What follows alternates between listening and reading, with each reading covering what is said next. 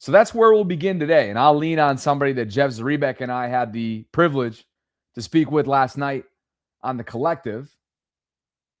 That's former Ravens safety Eric Weddle, won a Super Bowl with the LA Rams prior to retiring and spent several years in Baltimore from 2016 to 2018, meaning he and Lamar were teammates during Lamar's rookie season before he took over, of course, for Joe Flacco the second half of that year.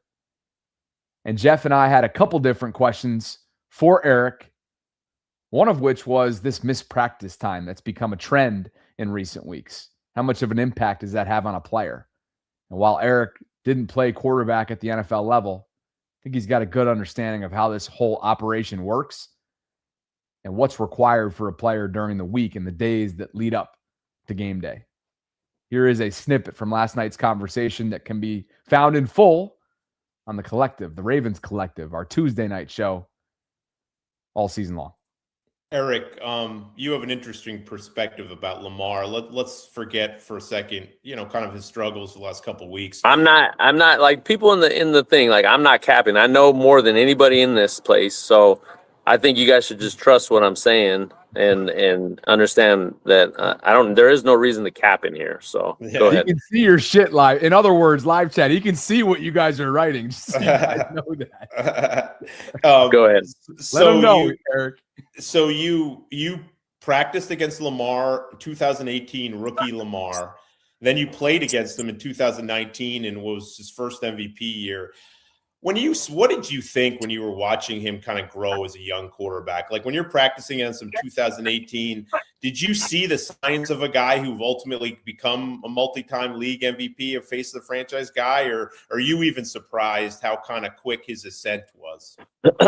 Oh, man. He should be a 3-time MVP, and it shouldn't even have. I mean, it was, I don't even know, like the most ridiculous thing ever last year that he wasn't MVP. And I think when he just had greatness year in, year out, you kind of like, they just found a reason not to give it to him. So do I see his ascension?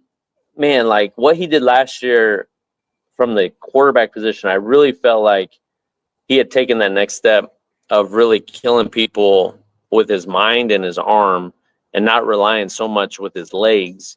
And I felt like that was really the next step in his progression of being that year in and year out. And then this year, I think like he's regressed a little bit from, I coach the quarterbacks, so I study a lot of quarterbacks. And I'm not saying I'm a quarterback guru, like I'm not saying that, but there are some fundamental things that I see that I watch them that just aren't in line with consistent quarterback play. And it can easily be fixed. And it's mostly like footwork and just eyes and fundamentals of just everything in sync as a quarterback needs to be on par when you're making throws and you're being consistent and getting completions. Like completions are everything for a quarterback. And I try to say that to Gage as he's playing quarterback and just trying to, reiterate those fundamental type things.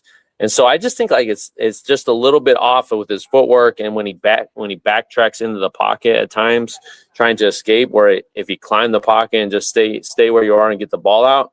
But those things that he's done, and he's done it at a high level, and he's done it better than anybody. So I know like he can. I just think like just as a team, like something's a little off, and he can easily correct those things and get us back to playing at a high level and winning games. I'm going to go ahead and pause that right there, because the injury report just dropped moments ago, the first of 3 for the week that is week 15, leading into the rematch, Ravens-Bengals. This time it'll be in Cincinnati. We'll get back to Eric's thoughts in just a second. Really insightful on Lamar. And he did admit that he does feel like he regressed a little bit. And of course, this regression discussion came up on the Vault earlier today. And I think people maybe are taking it and running a bit too far. Particularly with the way that Jeff floated it out there on the Collective last night. In my mind, this is more of, the discussion around it. I don't think Jeff's standing on a table saying that Lamar has significantly regressed. Let's be clear. There was more than likely going to be a hint of regression just naturally, regardless of injury, coming off a 41-4 campaign, 41 touchdowns, 4 interceptions. in 24. That was a historic campaign. And obviously criminal that, as Eric alluded to, criminal to not walk away with a third MVP. So there was always going to be, in my mind, that was really going to be hard to trump coming off the 24 campaign. But as he talked about, there is more mechanical flaws that he's seen in Lamar's game. And whether that's injury related or not, Lamar says himself, and obviously the team feels the same, that he has been healthy enough to play now for over a month. So perhaps there is a tad of regression there. But to think that Lamar's fallen off, that to me that's blasphemous. Injury report, as you see up on the screen, does indeed have Lamar as an NIR, non-injury related rest day on Wednesday. So that'll be something to watch over the course of the next couple of days. But it is yet another rest day for Lamar. If you go all the way back to the week leading into the Vikings game, he's missed at least one practice, and just one practice per week for either injury purposes or, in this case, rest purposes. Cheeto Awuzie, former Bengal. He was a DNP with a shoulder. That's a new name.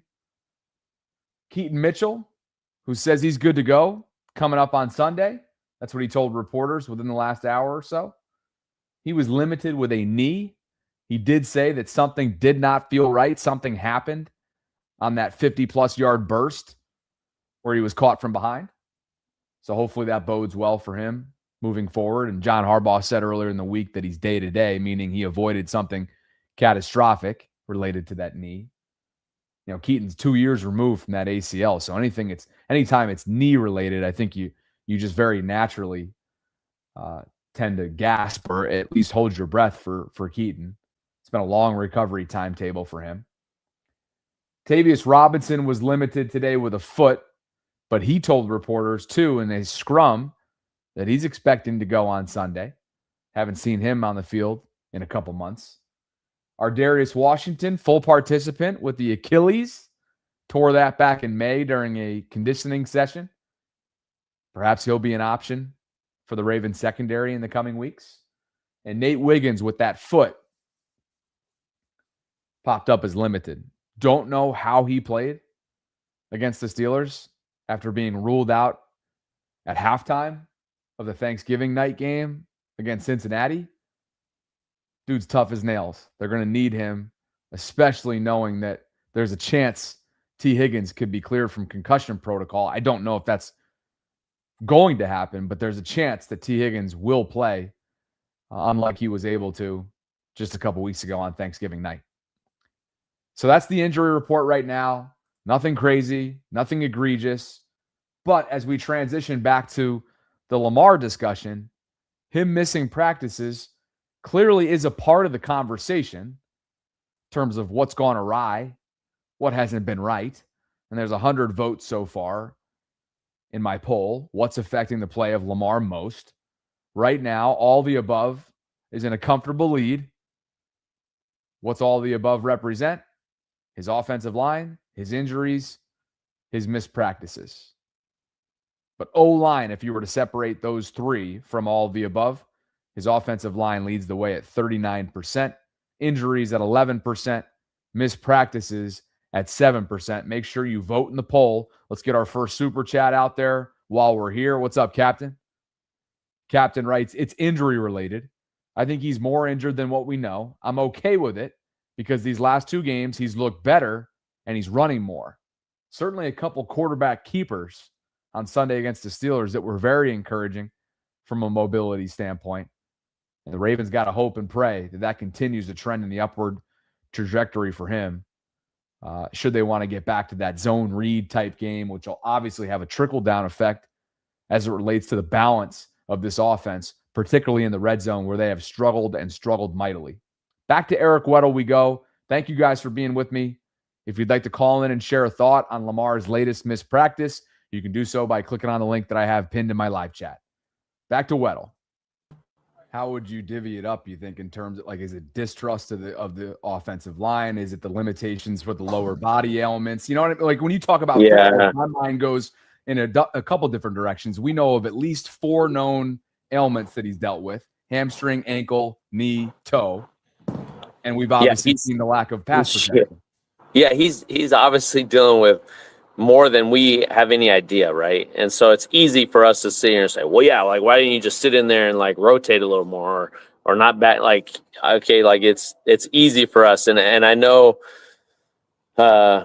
it's it's like as a former player, like I try hard not to like be that type of guy who critiques, because I know how it is, and I know how it is to like not practice all week and try to go out there on Sundays. Like, it's hard to go play at a high level when you don't practice. Like, I did it once where I didn't practice all week and I played horrible. And I always try to tell and express that I need to practice, because I know if I practice, then I can go and at least try to put my best foot forward on playing at a high level. So I think there's a lot going on that we don't even know. And he's trying his best to lead and trying to lead our team. So I would never not like tip my hat to him of just being out there. I just know like he is that big of a difference maker and the best in the league, that when he plays at a high clip, like, we're almost unbeatable. Good stuff there from Eric Weddle, former Ravens safety. Again, this is in response to last night's collective interview that he was kind enough to sit down with us on virtually.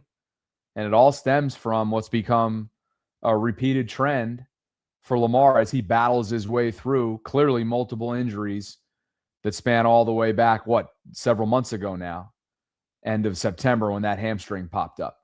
There's also theories out there that he was injured well before the Kansas City game in late September. But all the way back to the Vikings week, we've seen this trend become a thing. It's been hamstring related, it's been knee related, it's been ankle related, it's been toe related. And this week, it is non-injury related for rest. That's what caused him to miss today's practice, something that John Harbaugh spoke about earlier this week during his Monday press conference, just about the idea of missed practice time from Lamar and the impact that that's having on him. You want to have everybody practice. There's no science to it. You want to have everybody practicing every day. I mean, it's your goal, as a coach. But it's a long season, man. I mean, these guys go through a lot. Lamar, much as anybody, he's got the ball in his hand every play. He's making plays. He's doing what he does. He's competing like crazy. So there's going to be times where he's just not going to be up for practice. It's just not going to be the best way to go about doing it. And that's a conversation between, Lamar, the trainers. We're involved in that to some degree. But, what's best for him to be ready to play his best on Sunday, that's really what matters. And so, sure, you'd rather have everybody practicing all the time. But if it's not the best thing to practice because you want to get your body right, that's definitely got to, I think you have to respect that as a coach. I know you have to respect that as a coach. So I respect Lamar and his judgment, and I thought he played very well. I thought he played very well in the game. I respect him as well, and I respect his judgment when it comes to his own health and how he's clearly managing the discomfort and the process that is trying his best to work through what's become a really physically challenging season. And I also respect what's factual right now. And what's factual is that this is not anywhere close to what Lamar is capable of doing on a football field.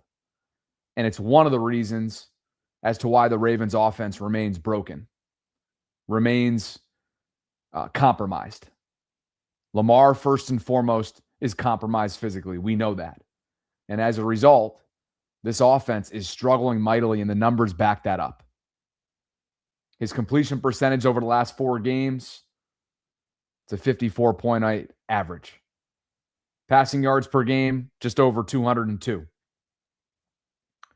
And he's accounted for just 2 touchdowns and 6 overall turnovers. Obviously, all of those turnovers require context. One was really ugly, of course, on Sunday against Pittsburgh, where he tried to float and just didn't have enough touch on that ball to Rasheen Ali, allowing James Pierre, his cousin, to easily intercept it, which immediately led to 6 for Pittsburgh. And then you see the rushing yards per game at 22.8, but I think we know that that's probably trending in the right direction from a mobility standpoint, because we did see some of that willing and able approach physically from him that's been encouraging. some of those quarterback keepers to the right-hand side. But as we know, Todd Monken's got his hands cuffed a bit, I would think, when it comes to just how deep that playbook goes right now for Lamar from a zone read standpoint, right? Some of the option game. I'd have to think that a lot of that is touch and go. I would think. And this offense isn't the same when those aren't in play.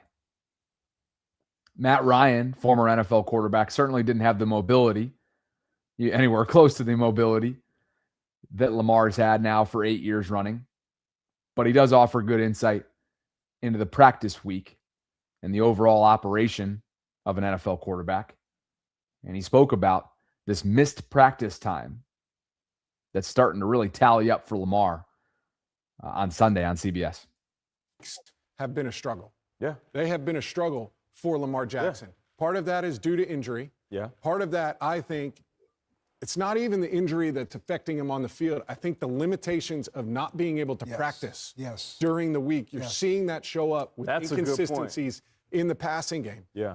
And you need those reps, no matter how good you are. And Lamar, we are all huge fans of Lamar and just marvel at his ability to make plays. His explosiveness does not look the same as usual, but I also think the passing, which he has made great strides of in his career, the efficiency, the accuracy, it just has not been there. And I think that's part and parcel because you're not practicing. You got to go out there and you got to do it. You got to be on the same page with the guys that you have. That was from Sunday. He did mention the explosiveness. I think we all know that while it's not Lamar Jackson explosiveness, the mobility has looked good the last couple weeks. Thanksgiving night against the Bengals, Sunday against the Steelers. The mobility's looked a lot better than it has weeks prior